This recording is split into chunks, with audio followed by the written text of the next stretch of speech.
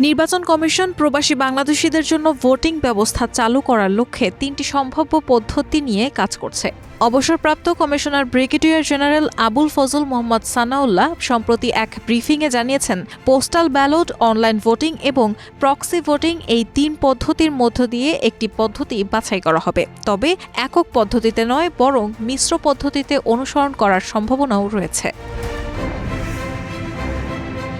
প্রবাসী বাংলাদেশিদের ভোটিং প্রক্রিয়া শুরু করতে প্রথমে তাদেরকে নিজেদের অবস্থানরত দেশে রেজিস্ট্রেশন করতে হবে। এই সুবিধাটি শুধুমাত্র প্রবাসীদের জন্য প্রযোজ্য। বাংলাদেশে অবস্থানরতরা এর আওতায় পড়বেন না। নির্বাচন কমিশন ইতোমধ্যে প্রস্তাবিত পদ্ধতিগুলোর কার্যকারিতা যাচাই করার জন্য মক টেস্টিং শুরু করেছে। পাশাপাশি একটি অ্যাডভাইজারি টিম গঠন করা হবে, যারা প্রতিটি পদ্ধতির ইতিবাচক ও নেতিবাচক দিক বিশ্লেষণ করবে।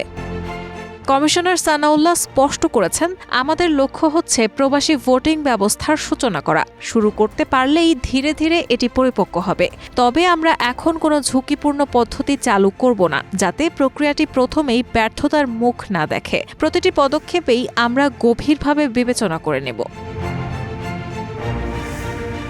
অ্যাডভাইজারি পরিষদের রিপোর্ট পাওয়ার পর রাজনৈতিক দলগুলোর সঙ্গে বিস্তারিত আলোচনা করা হবে এবং এরপর চূড়ান্ত সিদ্ধান্ত গ্রহণ করা হবে।